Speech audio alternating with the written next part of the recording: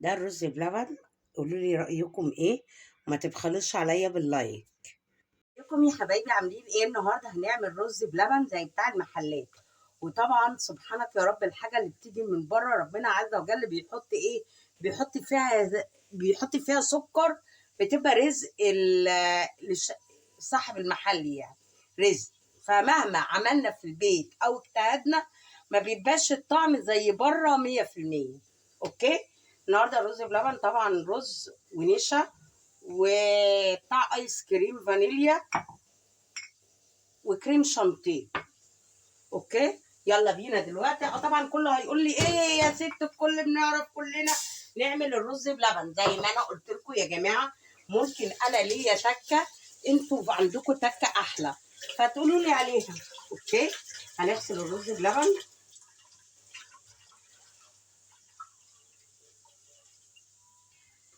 كده. حطينا الرز بلبن هيتسلق، الرز في قلب الميه هتتسلق كده. الرز استوى اهو، الرز استوى. هنقوم بقى مفرغين عليه اللبن.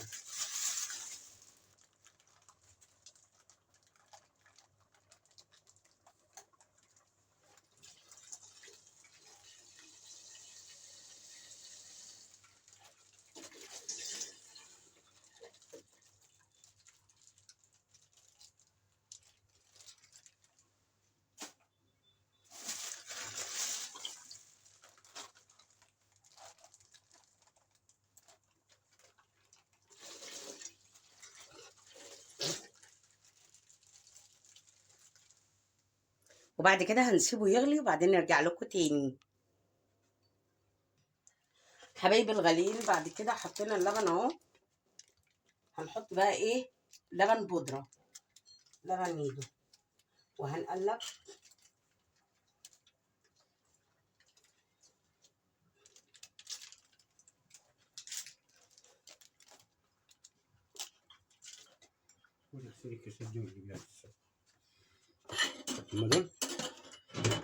بعد كده هنحط ايه؟ كاسة الايس كريم بالفانيليا.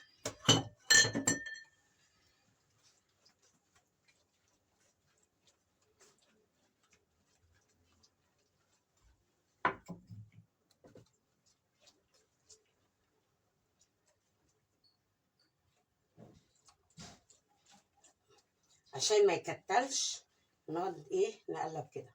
وبعدين بنحط كريم شانتيه.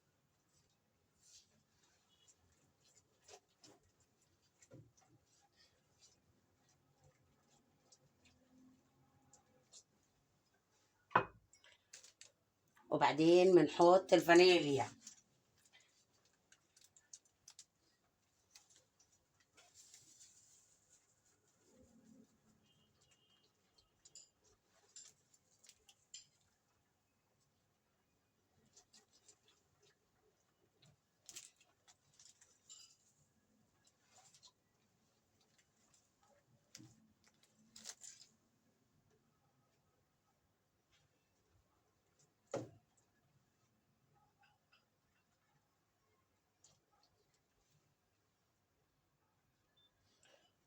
وبعد كده بنحط النشا.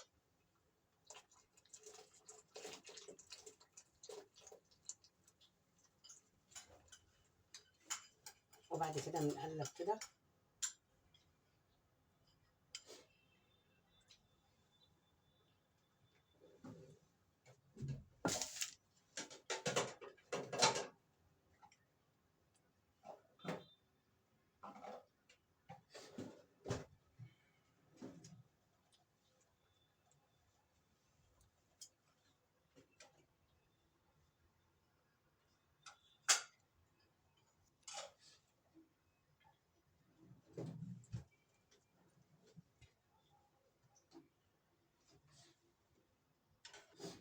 اهو بدأ القوام ايه ان هو يتقل اهو.